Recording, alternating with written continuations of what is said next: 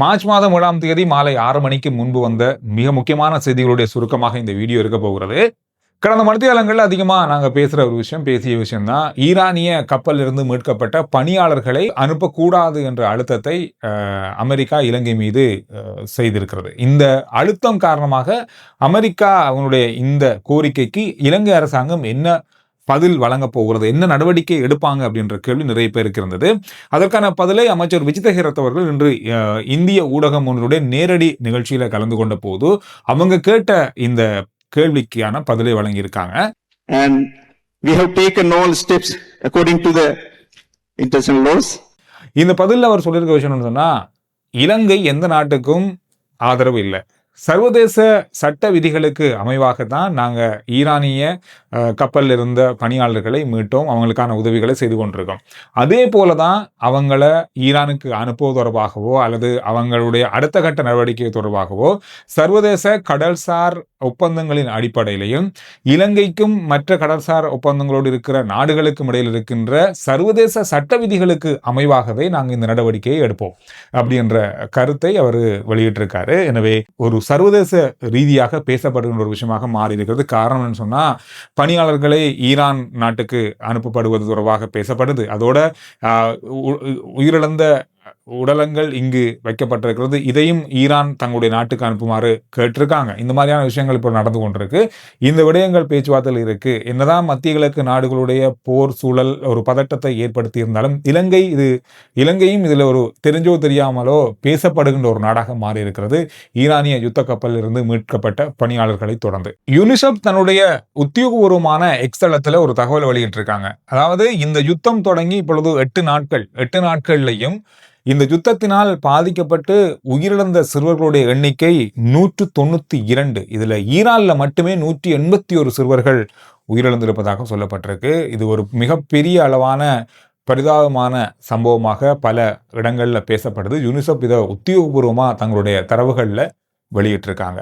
இன்றைய நாள்ல ஒரு மிக முக்கியமா சர்வதேச ரீதியா பேசப்பட்ட இன்னொரு முக்கியமான விடயம், துபாய் விமான நிலையத்தின் அருகாமையில் ட்ரோன் தாக்குதல்கள் நடத்தப்பட்டு அங்கு பல சேதங்கள் ஏற்படுத்தப்பட்டிருக்கிறது. பகுதி அளவில் சிறிய சேதம் விமான நிலையத்துக்கு ஏற்பட்டதை தொடர்ந்து துபாய் விமான நிலையத்திலிருந்து இயக்கப்படுகின்ற விமான சேவைகள் நிறுத்தப்பட்டிருந்தது. இப்பொழுது அது மீளவும் மாலை வேளையில ஆரம்பிக்கப்பட்டிருப்பதாக துபாய் விமான சேவை பக்கமாக சொல்லப்பட்டிருக்கு. அதுக்கு மட்டுப்படுத்தப்பட்ட முக்கியமான விமான சேவைகள் மாத்திரம்தான் இப்பொழுது நடப்பதாக சொல்லியிருக்காங்க. இது ஒரு பெரிய அளவாக பார்க்கப்பட்ட செய்தி இன்று நாள் முழுவதும். அதே போல 8 நாட்களுக்கு பிறகு கத்தார் விமான நிலையம் இப்பொழுது பகுதி அளவில் இயங்குகிறதாக சொல்றாங்க. முக்கியமான பயணிகளை ஏற்றி செல்வதற்கும் அத்தியாவசியமான தேவையுடையவர்களுக்கான சேவையாகவும் காகோ விமான சேவையாகவும் இது இயக்கப்படுகிறது.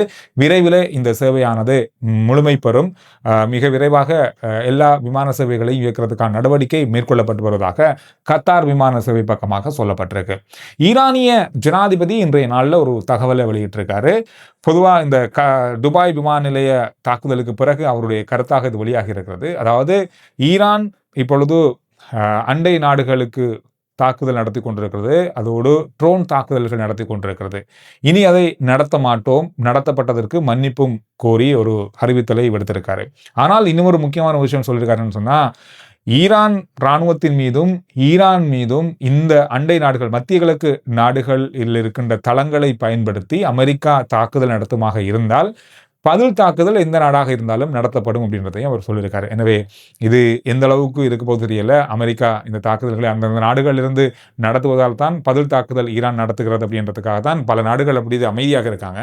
இது ஈரான் இப்பொழுது சொன்ன மாதிரி நடத்தப்படாவிட்டால் ஈரானுடைய பதில் தாக்குதல் நடத்தாமல் விடுவதற்கு நிறைய வாய்ப்புகள் இருக்கு. இதுக்கு பதிலாக அமெரிக்க ஜனாதிபதி டொனால்ட் ட்ரம்ப் ஒரு அறிக்கையை விட்டிருக்காரு. அதாவது ஈரான் ஜனாதிபதி அண்டை நாடுகளிடம் மன்னிப்பு கோரியிருப்பது என்பது இந்த போரில தாங்களாகவே விலகிக் கொள்கிறோம் அல்லது மன்னிப்பு கோரியதற்காக போரிலே மன்னிப்பு கோரியதற்கான சமனான கருத்தாக மாறிவிடும் அப்படின்னு மாதிரி தான் அவருடைய கருத்துல அவருடைய உத்தியோகபூர்வமான சமூக வலைத்தள பக்கத்தில் குறிப்பிட்டிருக்காரு. இதுல இன்னொரு முக்கியமான விடயத்தை சொல்லியிருக்காருன்னு சொன்னா, இஸ்ரேல் அமெரிக்கா இரண்டுமே சேர்ந்து நடத்துகின்ற தாக்குதலுடைய காரணமாகத்தான் ஈரானுடைய ஜனாதிபதி இந்த அறிவித்தலை விடுத்திருக்கிறாரு அப்படின்ற மாதிரியான கருத்தை அவருடைய உத்தியோகபூர்வ பக்கத்துல வெளியிட்டிருக்காரு. 2 பேருக்கும் இடையிலான இந்த மாறுபட்ட கருத்து முரண்பாடுகள் இன்று பெரிய அளவில் பார்க்கப்படுகின்ற இன்னும் ஒரு முக்கியமான செய்தியாக மாறியிருக்கு. ஈரானிய தொலைக்காட்சியில வெளியிடப்பட்ட ஒரு மிக முக்கியமான செய்தி குறிப்பில் ஈரானிய அரசியல் தலைமைகள் இப்பொழுது ஈரானுடைய சுப்ரீம் லீடரை விரைவாக தெரிவு செய்ய வேண்டும் என்று வலியுறுத்தி இருப்பதாக சொல்லப்பட்டிருக்கிறது. காரணம், இப்பொழுது தொடர்ச்சியாக அங்கு ஈரான் மீது தாக்குதல் நடத்தப்படுகிறது. ஈரான் இஸ்ரேல் மீது தொடர்ச்சியான குண்டுமலை ஏவுகணை தாக்குதலை நடத்தி வராங்க. இந்த மாதிரியான விடயங்கள் நடந்து கொண்டிருக்கிறது. ஆனால் இதுவரையில் ஈரானிய சுப்ரீம் லீடர் தெரிவு செய்யப்படலை. இது தாமதமாகிறது. இதை விரைவாக தெரிவு செய்து நாட்டினுடைய அடுத்த கட்ட நடவடிக்கையை கொண்டு செல்வதற்கான ஏற்பாடுகள் செய்யப்பட வேண்டும் என்ற கோரிக்கை ஈரானிய கட்சிகளாலும் ஈரானிய உயர் அதிகாரிகளாலும் இப்பொழுது முன்வைக்கப்பட்டிருப்பதாகவும், இன்னும் ஒரு சில நாட்களுக்குள் ஈரானிய சுப்ரீம் லீடர் தெரிவு செய்யப்படுவார் அப்படின்ற மாதிரி இப்பொழுது ஈரான் பக்கமாக வெளியிடப்படுகின்ற செய்திகளில் குறிப்பிடப்பட்டிருக்கு.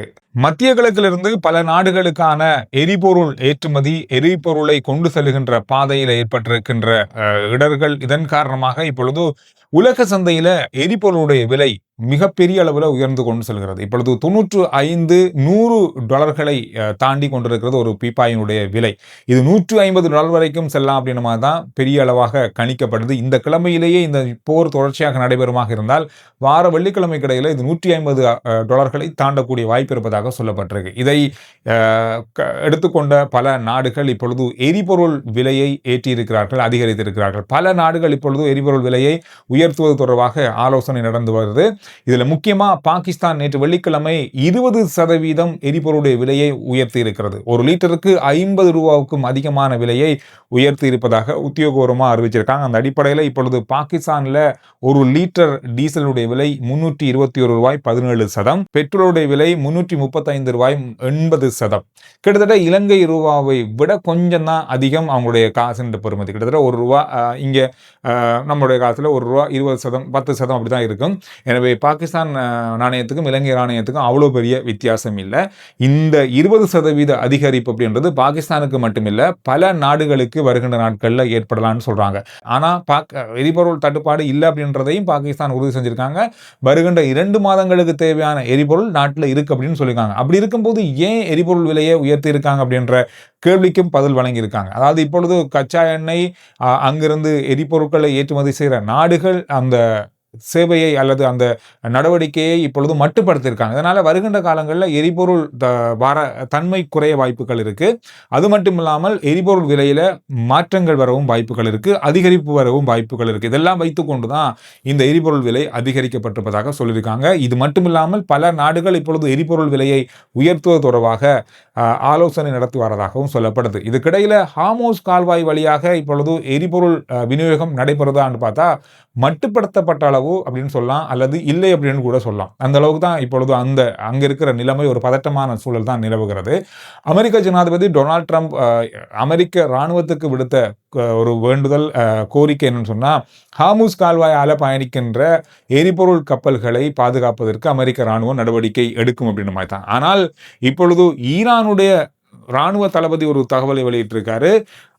முடிந்தால் அமெரிக்க இராணுவம் அதாவது ஹார்மூஸ் கால்வாய் வழியாக செல்லுகின்ற கப்பல்களுக்கு பாதுகாப்பு வழங்கட்டும் அப்படின்ற மாதிரி அவங்க சொல்லியிருக்காங்க. எனவே இந்த ஒரு பதட்டமான சூழல் அங்கே இருக்கிறது. எது எப்படி இருந்தாலும் ஹார்மூஸ் கால்வாய் வழியாக இப்பொழுது பயணம் செய்கின்ற எரிபொருள் கப்பல்களுக்கு 99% தடை விதிக்கப்பட்டிருக்கிறது. அந்த பாதை இப்பொழுது பாதுகாப்பு இல்லாத ஒரு தன்மையை ஏற்படுத்தியிருப்பதால அந்த வழியாக செல்லுகின்ற எரிபொருட்கள் இப்பொழுது கொண்டு செல்லப்படாமைதான் பல நாடுகளுடைய எரிபொருள் தட்டுப்பாடு அல்லது விலையேற்றத்துக்கு காரணமாக அமையலாம் அப்படின்ற மாதிரி சொல்றாங்க. எனவே இந்த விடயம் ஒரு பெரிய ஒரு பொருளாதார சிக்கலை பல நாடுகளுக்கு ஏற்படுத்துமோ அப்படின்ற பதட்டம் இப்பொழுது நிறைய நாடுகள் ஈரானோடு பேச்சுவார்த்தை நடத்துவதற்கும் அமெரிக்காவோடு பேச்சுவார்த்தை நடத்துவதற்கும் இந்த போரை எப்படியாவது முடிவுக்குள் கொண்டு வர வேண்டும், ஒரு ஒப்பந்த அடிப்படையிலாவது கொண்டு வர வேண்டும் அப்படின்ற ஒரு கோரிக்கைகள் முன்வைக்கப்படுது. சர்வதேச ஊடகங்கள்ல இன்னும் ஒரு சில விஷயங்கள் பேசப்படுது அப்படின்னு சொன்னா, ஈரான் இப்பொழுது இருக்கிற இராணுவ பலம், ஆயுத பலத்தை வைத்துக்கொண்டு இன்னும் 2 வருடங்களுக்காவது இந்த போரை நடத்தக்கூடிய திறமை இருக்கு அவங்கள்ட்ட அப்படின்ற மாதிரி சொல்றாங்க. இது ஒரு பெரிய ஒரு விஷயமாக பார்க்கப்படுது. என்னதான் இஸ்ரேல், அமெரிக்கா தொடர்ச்சியாக ஈரான் மீது தாக்குதல் நடத்தினாலும் தொடர்ந்து ஈரான் 2-3 வருடங்களுக்கு தன்னுடைய இராணுவ பலத்தையும் ஆயுத பலத்தையும் வைத்துக்கொண்டு எதிர்த்தாக்குதலை நடத்தும் அப்படின்றது ஒரு முக்கியமான விஷயம். எனவே இதனால இதை கட்டுப்படுத்தலைன்னு சொன்னா இது பெரிய ஒரு பாதிப்பை பல நாடுகளுக்கு ஏற்படுத்தும் அப்படின்றதுதான் இப்ப இருக்கிற மிக முக்கியமான கவலையும் ஒரு அச்சமும். ஈரானிய யுத்த கப்பல் தாக்கப்பட்ட தெற்கு கடற்பரப்பு, இலங்கையினுடைய தெற்கு கடற்பரப்பில் இப்பொழுது கழிவுகள், கப்பலில் இருந்து வெளியிடப்பட்ட கழிவுகள், அதோடு எரிபொருள் கழிவுகள் இப்பொழுது நீரில் கலந்து அசுத்தமாகி இருப்பதாக சொல்லப்பட்டிருக்கிறது. பல பொருட்கள் இப்பொழுது கரை ஒதுங்கி இருப்பதாகவும் பல வீடியோக்கள்லையும் செய்தி ஊடகங்கள்லையும் பார்க்க கிடைத்தது. எனவே இங்கு மக்கள் நீராடுவதையோ அல்லது அங்கு செல்வதையோ தவிர்த்து கொள்ளுமாறும் கேட்டுக்கொள்ளப்பட்டிருக்கு. மத்திய கிழக்கு நாடுகள்ல இருந்து இப்ப இந்த வீடியோ பார்த்து கொண்டிருப்பீங்க. எந்தெந்த நாடுகள்ல இருந்து பார்த்து கொண்டிருக்கீங்க, இந்த நீங்க பார்த்து கொண்டிருக்கும் இந்த நாடுகள்ல இப்பொழுது எவ்வாறான நிலைமை இருக்கு, வேலைக்கு போகிறவங்க, வெளியில போறவங்க, இந்த மாதிரியான சூழல்ல இருக்கிற நீங்க இந்த மாதிரியான நிலைமை அங்க இருக்கு அப்படின்றத கருத்துக்கள்ல சொல்லுங்க. அடுத்த வீடியோவில் நான் உங்களை சந்திக்கிறேன். ஆர்ஜி சந்துரு ரிப்போர்ட் வாட்ஸ்அப் சேனலுடைய லிங்க் வந்து டிஸ்கிரிப்ஷனையும் முதல் கமெண்ட்ஸ்லும் இருக்கு. ஃபாலோ பண்ணி வைங்க. சுருக்கமான விரைவான செய்திகளை நீங்க அதுல அறிந்து கொள்ளக்கூடியதாக இருக்கும்.